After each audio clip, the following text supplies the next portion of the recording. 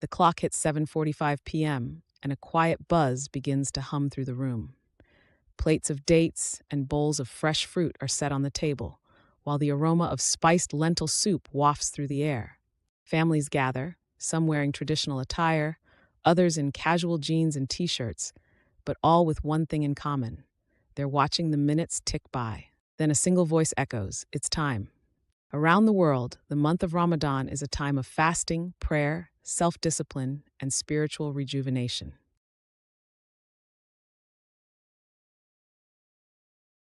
But in the West, in multicultural cities like London, Toronto, or Chicago, Ramadan is not only a holy month, but also a beautiful balancing act.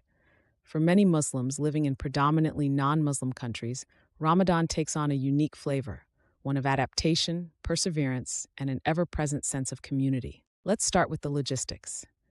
In the West, Ramadan doesn't align with public holidays, nor does the workday shift according to fasting hours.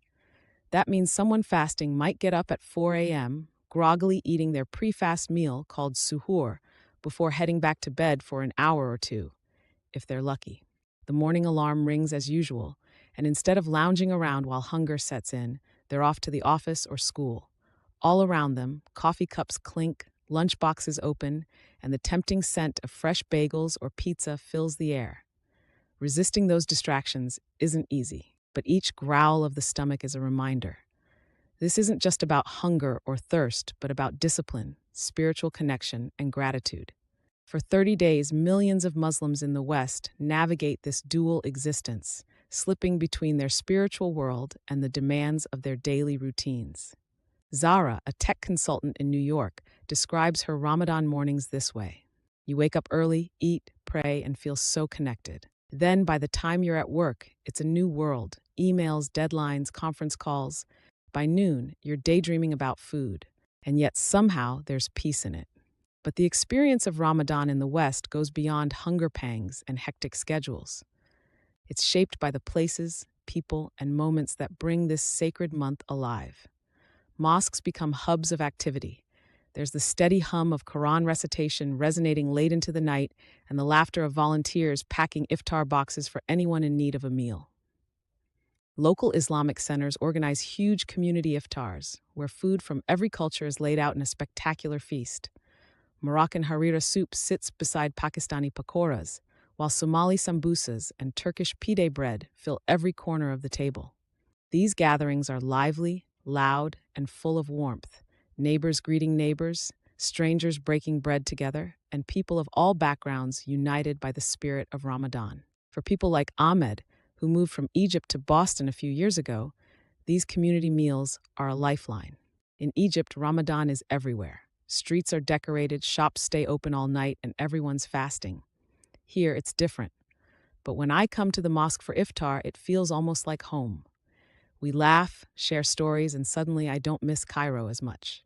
Still, celebrating Ramadan in the West isn't without its challenges. For school children, explaining fasting to classmates can be tricky. Lena, a sixth grader in Vancouver, recalls being asked by a friend, "Wait, not even water?" dozens of times.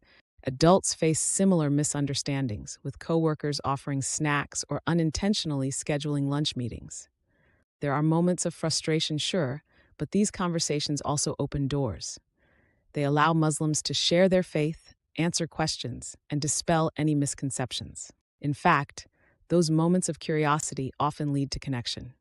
Take Mariam, a nurse from Michigan, whose colleagues decided to fast alongside her for a day, an experiment that left them in awe of her commitment. By the end of the day, she says with a laugh, they were like, "Wait, you do this for a month? How can you even stand the smell of coffee?" It gave them a new level of understanding.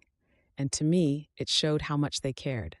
Perhaps one of the most touching aspects of Ramadan in the West is the way it brings people together, especially in spaces where diversity thrives.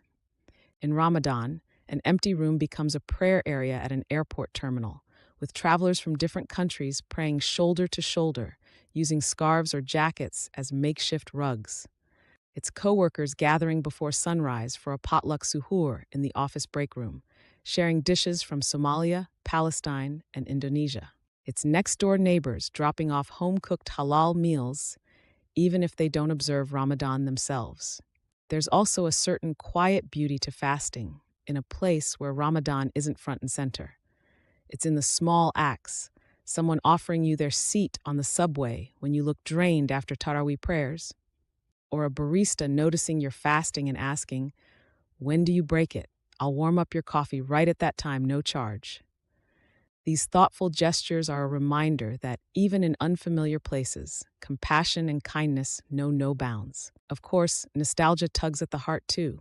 Many Muslims living in the West long for the vibrant Ramadan nights they experienced in their homelands. Streets lit with lanterns, suhoor carts offering tea and goodies, and the cheerful cacophony of life spilling out into the wee hours.